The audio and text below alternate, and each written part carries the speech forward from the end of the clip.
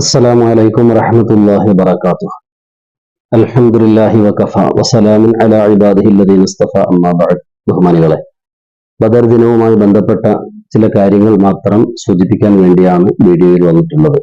അല്ലാഹു സുബ്ഹാനഹു വ തആല അസ്ഹാബുൽ ബദരീങ്ങളുടെ ബറക്കത്ത് കൊണ്ട് ദുനിയവിയും ഉഖ്റവിയുമായ എല്ലാ വിജയവും നൽകി നമ്മേവരെയും അനുഗ്രഹിക്കുമാറാകട്ടെ. ബഹുമാനികളെ, അഷ്റഫുൽ ഖൽഖ് റസൂലുള്ളാഹി സ്വല്ലല്ലാഹു അലൈഹി വസല്ലമ തങ്ങളുടെ ജീവിതകാലത്ത് പരിശുദ്ധമായ ദീനുൽ ഇസ്ലാമിൽ നടന്നിട്ടുള്ള ആകെ യുദ്ധം 74. അതിൽ നബി സല്ലല്ലാഹു അലൈഹി വസല്ലമ തങ്ങൾ പങ്കെടുത്തത് 27 യുദ്ധങ്ങളിലാണ്.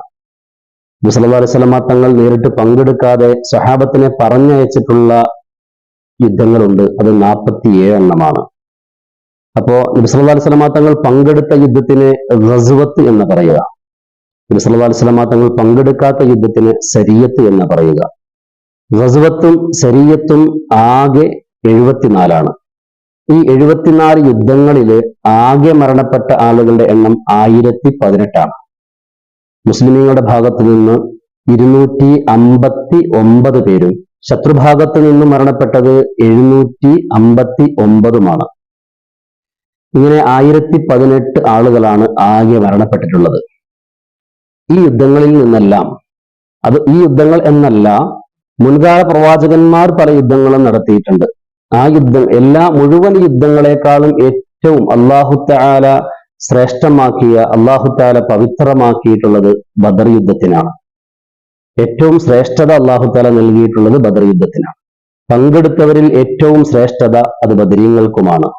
എന്തുകൊണ്ടാണ് അല്ലാഹു സുബ്ഹാനഹു വ തആല യുദ്ധങ്ങളിൽ നിന്ന് ബദർ യുദ്ധത്തിനെയും പങ്കെടുത്തവരിൽ ബദരീങ്ങളെയും തെരഞ്ഞെടുത്തു എന്ന് ശ്രേഷ്ഠമാക്കി എന്ന് നമ്മൾ പറയുന്നത്? അതിനുള്ള കാരണങ്ങൾ ചിലത് പണ്ഡിതന്മാർ നമുക്ക് പഠിപ്പിച്ചു തരുന്നുണ്ട്. അതിലൊന്ന്, പങ്കെടുത്തവർക്കെല്ലാം രക്തസാക്ഷിത്വത്തിന്റെ കൂലി കൊടുത്തു എന്നുള്ളതാണ്. യഥാർത്ഥത്തിൽ ബദറിൽ ഷഹീദായവർ 14 പേരാണ്. എന്നാൽ ബാക്കിയുള്ള 299 പേർക്കും രക്തസാക്ഷിത്വത്തിന്റെ കൂലി കൊടുത്തിട്ടുണ്ട് എന്നുള്ളതാണ്. വേറെ ഒരു യുദ്ധത്തിലും ഇങ്ങനെ ഒരു ഓഫർ അല്ലാഹു തആല നൽകിയിട്ടില്ല. പങ്കെടുത്തവർക്കെല്ലാം രക്തസാക്ഷിത്വത്തിന്റെ കൂലി അല്ലാഹു തആല ഓഫർ ചെയ്തിട്ടില്ല. രക്തസാക്ഷികളായവർക്കാണ് രക്തസാക്ഷിത്വത്തിന്റെ മഹത്വമുള്ളൂ. പക്ഷെ ബദറിൽ അങ്ങനെയല്ല. ബദറിൽ പങ്കെടുത്തവർക്കെല്ലാം രക്തസാക്ഷിത്വത്തിന്റെ കൂലി കൊടുക്കുമെന്ന് അല്ലാഹു സുബ്ഹാനഹു വ തആല വാഗ്ദാനം ചെയ്തിരിക്കുകയാണ്. അതുപോലെ തന്നെ ബദറിൽ, രണ്ടാമത്തെ കാര്യം, ബദറിൽ പങ്കെടുത്തവർ, ബദരീങ്ങളുടെ നേതാവ് അഷ്റഫുൽ ഖൽഖ് റസൂലുള്ളാഹി സ്വല്ലല്ലാഹു അലൈഹി വസല്ലമ തങ്ങളാണ്. പിന്നെയുള്ളതോ മുഹാജിറുകളും അൻസാറുകളുമായ സഹാബത്താണ്. മുഹാജിറുകൾ എന്ന് പറഞ്ഞാൽ ആരാണ്? മക്കയിൽ നിന്നും മദീനയിലേക്ക് ഹിജ്റ പോയവർ. ഹിജ്റ പോകുന്ന എല്ലാവരെയും മുഹാജിർ എന്ന് പറയും. പക്ഷേ പരിശുദ്ധ ഇസ്ലാമിന്റെ ഇസ്തിലാഹിയായ പ്രയോഗം എന്നുള്ളത്, സാങ്കേതിക പ്രയോഗം എന്നുള്ളത്, മക്കയിൽ നിന്നും മദീനയിലേക്ക് അന്ന് ഹിജ്റ പോയിട്ടുള്ള പ്രത്യേകമായ സഹാബത്തിന് മാത്രം പറയുന്ന പേരാണ് മുഹാജിർ എന്നുള്ളത്. അൻസാറുകൾ എന്ന് പറഞ്ഞാൽ, അൻസാർ എന്ന് പറഞ്ഞാൽ സഹായിക്കുന്നവരാ. ഏത് സഹായിക്കുന്നവരെ അൻസാർ എന്ന് പറയാം. പക്ഷേ അൻസാറുകൾ എന്നുള്ള ഇസ്തിലാഹ്, അതിന്റെ പ്രയോഗം എന്നുള്ളത് മക്കയിൽ നിന്നും വന്ന ആ മുഹാജിറുകളായ സഹാബത്തിനെ സ്നേഹാദരവുകൾ കൊണ്ട് സ്വീകരിച്ചതായ സഹാബത്തിനെയാണ് അൻസാർ എന്ന് പറയുന്നത്. നബി സല്ലല്ലാഹു അലൈഹി വസല്ലം തങ്ങൾ ലോകത്ത് നിന്ന് വിട പറയുമ്പോൾ 1,00,000-ൽ പരം സഹാബത്തുണ്ടായിരുന്നു. പക്ഷേ തുടക്കം മുതൽ ഒടുക്കം വരെ മുഹാജിറുകൾക്കും അൻസാറുകൾക്കുമുള്ള സ്ഥാനം അത് വേറെ തന്നെയായിരുന്നു. അല്ലാഹു സുബ്ഹാനഹു വ തആല വിശുദ്ധമായ ഖുർആൻ ശരീഫിലെ 7 സ്ഥലങ്ങളിൽ അൻസാറുകളെയും മുഹാജിറുകളെയും മദ്ഹ് ചെയ്ത് പുകഴ്ത്തി പറയുന്നതായിട്ട് നമുക്ക് കാണാൻ കഴിയുന്നുണ്ട്. അപ്പോ ഏറ്റവും ശ്രേഷ്ഠരായ ആളുകൾ പങ്കെടുത്ത യുദ്ധം എന്നുള്ളതാണ് രണ്ടാമത്തെ കാര്യം. ഏറ്റവും ശ്രേഷ്ഠരായ ആളുകൾ മുഹാജിറുകളും അൻസാറുകളും. ഇവിടെ മുഹാജിർ എന്ന് പറഞ്ഞാൽ മുഹാജിറുകളുടെ മക്കളെ മുഹാജിർ എന്ന് പറയില്ല, അൻസാറുകളുടെ മക്കളെ അൻസാറുകൾ എന്ന് വിളിക്കില്ല. മുഹാജിറുകൾ അവർ നിർണയിക്കപ്പെട്ടവരാ, അൻസാറുകൾ അവർ ആ നിർണയിക്കപ്പെട്ടവരാ.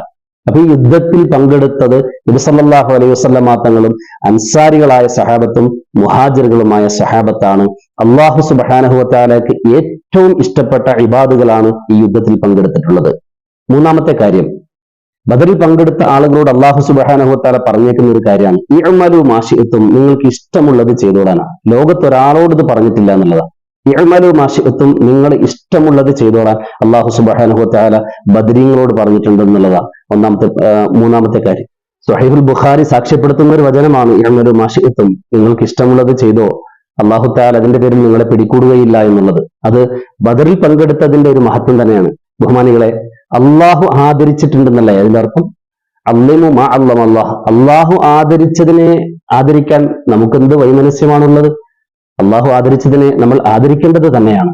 അള്ളാഹു താല അവർക്ക് കൊടുത്ത ആദരവിൽ ഏറ്റവും പ്രധാനപ്പെട്ടതാണ് നിങ്ങൾ എന്ത് ചെയ്താലും നിങ്ങളോട് ചോദ്യമില്ല എന്നുള്ളത്.